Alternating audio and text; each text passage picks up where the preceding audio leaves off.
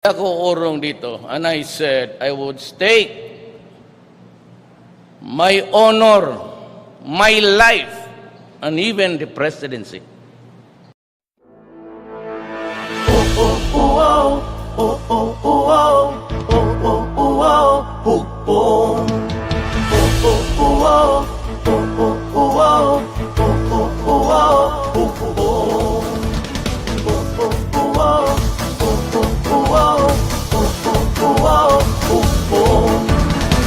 Hukong ng pagbabago, hukong ng pagbabago, pag-asenso, hukong ng pagbabago, pamanaon, hukong ng pagbabago, katawan ang nasayo.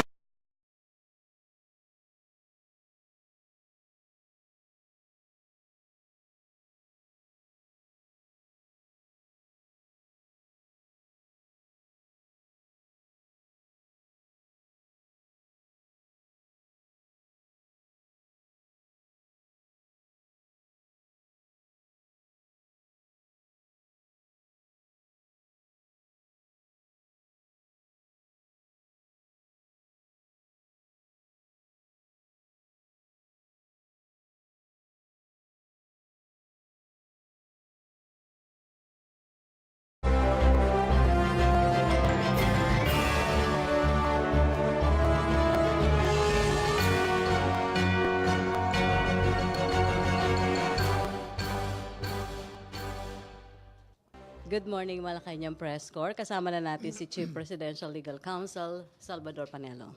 Good morning to all of you. I'm ready if you are. Maricel, you have... Okay. Hi, sir. Good morning. Morning. Sir, how soon do we expect yung issuance nung executive order with regards dun sa water shortage? With regard to that, it's still being processed. It's being finalized. But do we have a target considering na... Well, it should be ready anytime this week or then the week after. But how will this help the issue on the water crisis, But sir? right now, it's the the appropriate agency is responding to it. We have almost 90%. Kung bagay, pwede naman pala. Yun ang nga sinasabi natin eh. Mukhang wala namang talagang shortage. It's pure inefficiency, mismanagement on the part of Manila Waters. And also, I've been watching the hearing. It appears now that even the chief regulator, the regulator of these two concessionaires, is guilty of mismanagement. But at least are you satisfied with how Manila Water responded to the order of the President, given na according to them, 80% na daw yung 90% na oh, nga. 90% 90%. water. Sa amin, wala na akong problema sa lugar namin. So in other words, talagang wala shortage. Are you satisfied, sir, with how they responded to the order of the Well, the President? fact that it's 90%, that means baka by tomorrow, they were saying that the only places where there is problem in the water supply are those areas na nasa taas, upper areas. They mentioned certain, Quezon City, Pasig, yung mga areas lang doon. Kaya parang 10% na lang. Sir, on the Kaliwa Dam, yung Japanese company na nagpo-propose, I think it's a Global Utility Development Corp, has revived its proposal to build the Kaliwa Dam, saying that it's cost-efficient as compared if it's Chinese funded. Do you consider their proposal, sir? Well, I think every proposal should be considered. The objective should always be the welfare of the people. The most beneficial, the most advantageous to the government and to the people should be the primordial consideration in any contracts involving the government and other private entities. Sir, last, is this being studied now? I think so, yes. Those involved By whom, sir? by the appropriate agency, whoever is the one engaged. Thank you, sir. Still on water? Question?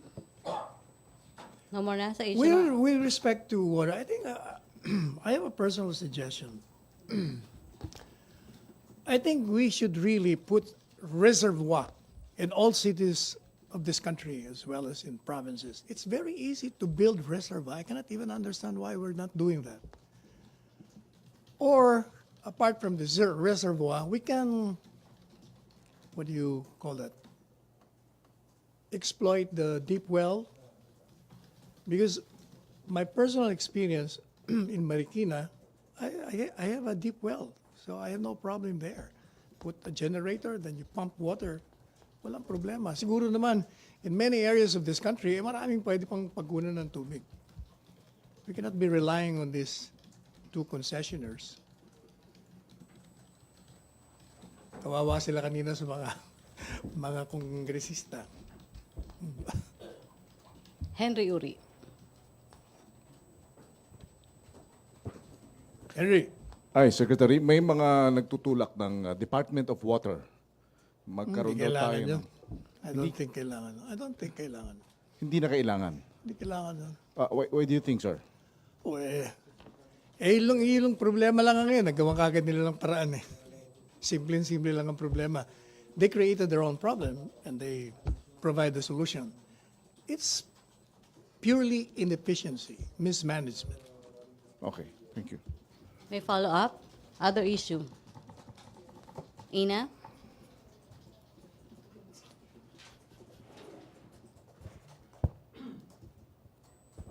Hi, sir. It appears congressmen have, or lawmakers rather, have resolved supposedly yung impasse on the budget. Some congressmen are saying that nag-agree na daw po sila na ibalik doon sa dating version of the budget prior the ratification by both chambers. Has Malacañang been informed of this? Because earlier in the day, the House Speaker was saying a different thing.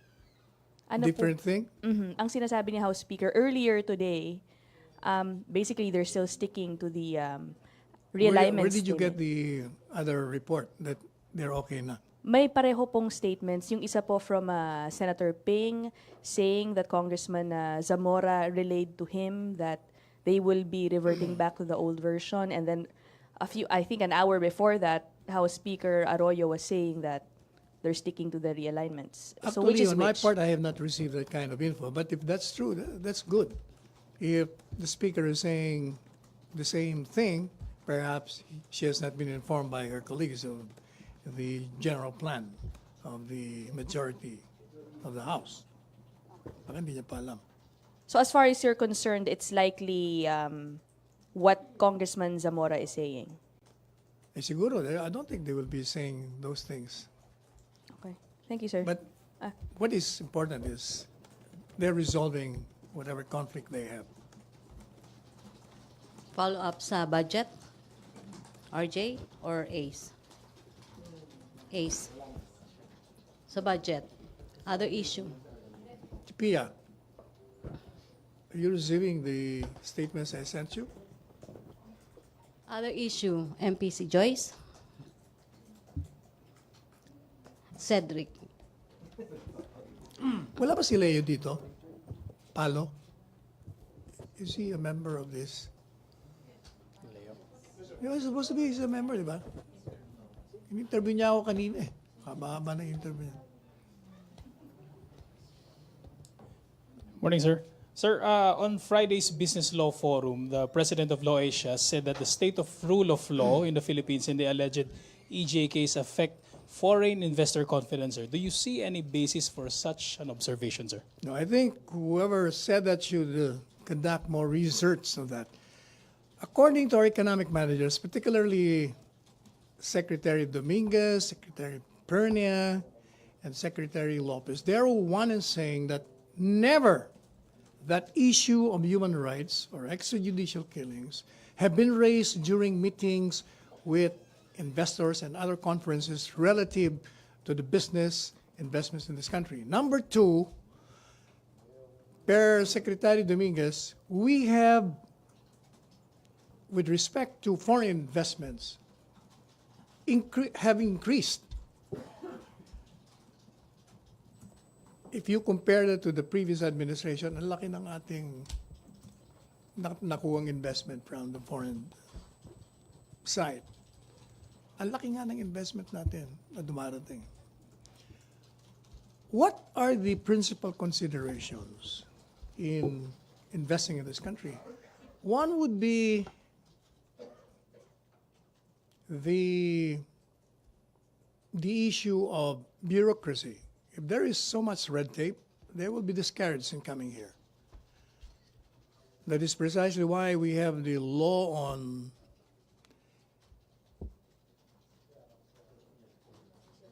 stopping such, what do you call that? Is on doing business in this country. That's the reason why we have that kind of law, precisely to encourage the foreign investors. And then with respect to peace and order situation, that is why there are so many foreign investors, because they know that criminality has gone down considerably and there is a war against illegal drugs, and we are dismantling many factories producing shabu. Thank you, sir. Sir, in the same forum, sir, Law Asia also took note of, and I quote, 1 death every month of a lawyer since November, sir. Does the government have the same data? That's an exaggeration. 1 death of a lawyer every month? Palagay ko, nangangarap siya ng gising. I don't think so. And even assuming that to be true, it cannot be attributed to the government or whatever, because those deaths may be the result of the problems affecting that particular individual, subject of the killing. Could be personal motivations, could be revenge, it could be a botched business deals, or it could be a client disgruntled. There are many reasons for killing a particular individual. Thank you, sir. MPC questions. RJ. Sir, a series of meetings between the Philippines and China on Build program are scheduled this week in Beijing. Do you know any details, the agenda of the meeting, sir? No, I haven't heard of that yet. I will ask the economic managers involved in this, who in particular, so that I can specifically ask. It's from the DOF, sir. From Sige, I will Asek issue a Lambino. statement on that. Sir, is it necessary to disclose to the public all our contracts with Chinese companies? Well, that's pursuant to transparency. Yes, why not? Are we doing it already? There is no ongoing contract involving, is there? This precisely they're going there to discuss maybe. All right, thank you, sir. Choice. Sir, elaboration lang on what really happened with President Duterte last Friday. He wasn't able to attend several events in Davao City, and his former aide, Sap Bongo, just mentioned he was indisposed. So ano po bang nangyari? He had a migraine, but after 3 hours of rest, he recovered and he went to work, reading so many documents. He just stayed in the house. And I believe, sir, meron din siya na-miss na another event the following day, sa Saturday. So, during the entire weekend, kamusta po ba si President Duterte? Yeah, he's okay. As I said, he concentrated on his work, the paperwork. There are so many things to read and to study. So, nothing serious sa condition ni Oh, President? definitely not. The usual migraine that affects him every now and then. Nasaan po siya ngayon, sir? Where is he now? I suppose he's in Davao. I look at the schedule and it's still in Davao. So, he's in perfect shape naman, sir? Oh, definitely. Questions, MPC? No more? Okay, Christine.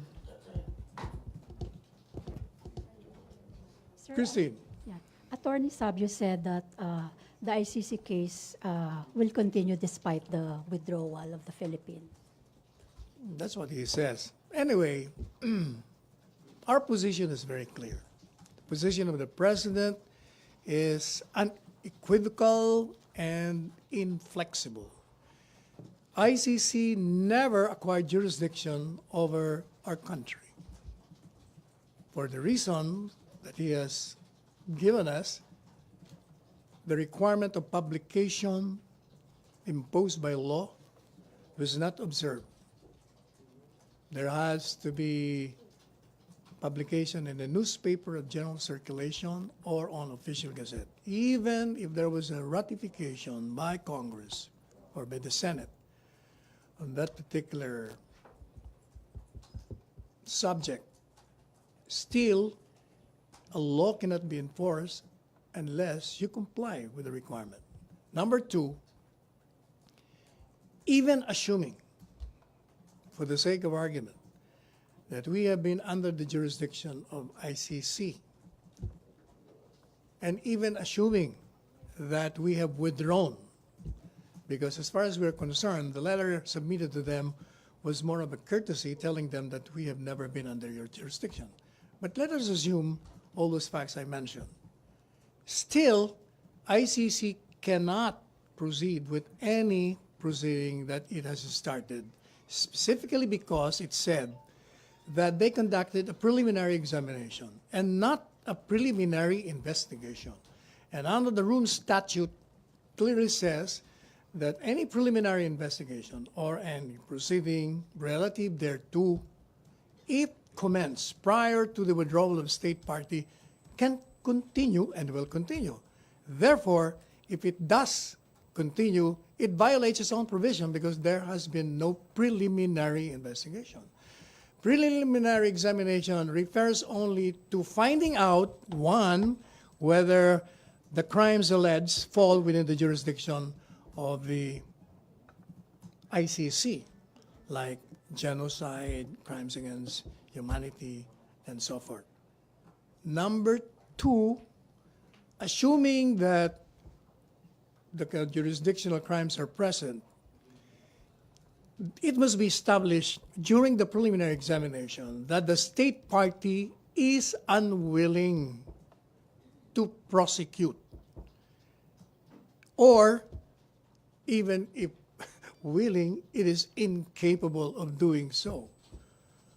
So it can never proceed to conduct any investigation. Moreover, the fear that we have no more recourse with respect to abusive officials or heads of state, those fears are misplaced.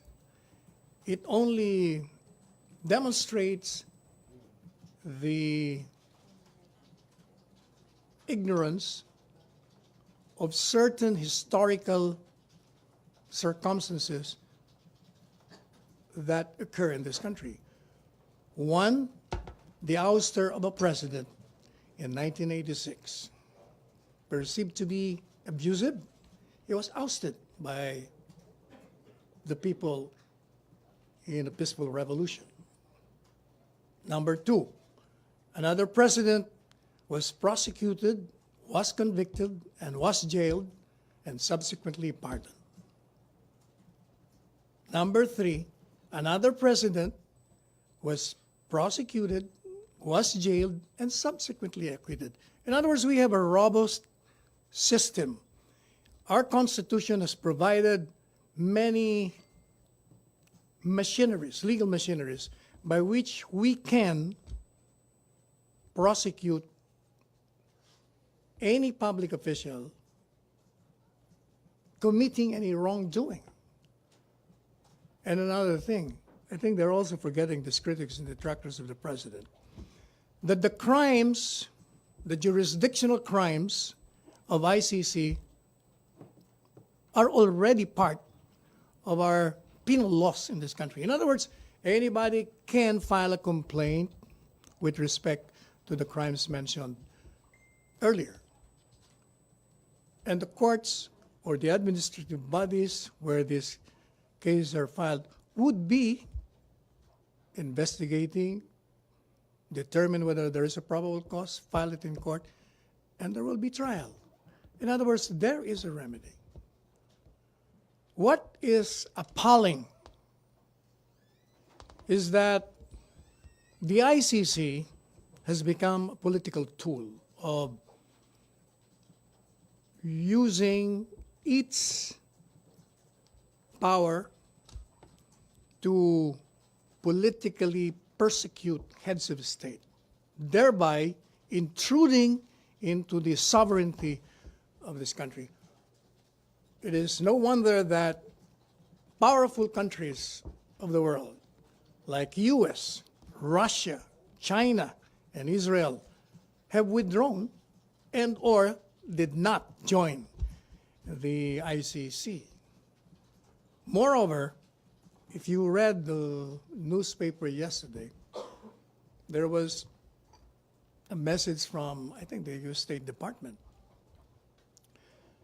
warning the personnel and staff of the ICC if they pursue their investigations of certain heads of state of other countries, they will not be given or will not be, their visas will not be renewed.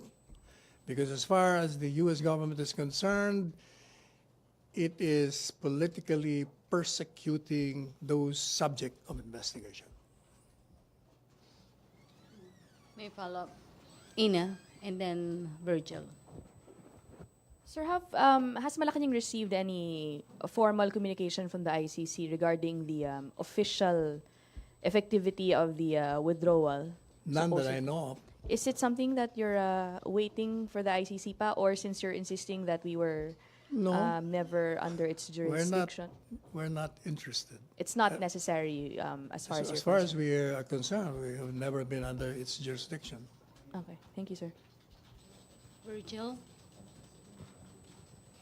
Sir, in relation lang dun sa warning ni Secretary Pompeo. Saan? Yung sa warning ni Secretary Pompeo dun sa ICC Yes. personnel.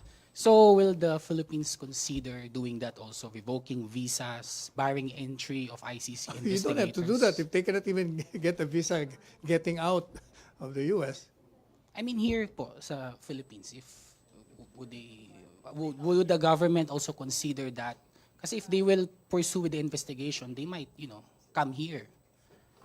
Certainly, we will not allow any attempt at interfering with the sovereignty of this country. And that includes... That includes everything, to I mean, stop not- them from committing any acts that will be violative of our laws. So that includes not giving visas to this Kasama people. lahat yun, syempre. Basta anything na, why should we allow them to do it first before we do something? Okay, sir. Thank you. Cedric, and then RJ. Ina, may follow-up ka rin. Sir, actually, similar din dun sa question ni previous questions po. Yes. Ano sir yung mga nasa capacity ng Pilipinas, sir, na pwedeng sanctions, if at all, should the ICC proceed with the case or the information po? Wala eh. Kaya unang-una, how can they, alam mo, they can do their worst. But they cannot even enforce whatever they're doing. How will they enforce it in the first place? Sige nga, sabi nga ni Presidente, sige nga, hambugero lang sila, sabi ni Presidente. So Philippines can just simply ignore. We've been ignoring them. RJ. Sir, linawin ko lang. So they cannot enter the Philippines, the prosecutors from the ICC.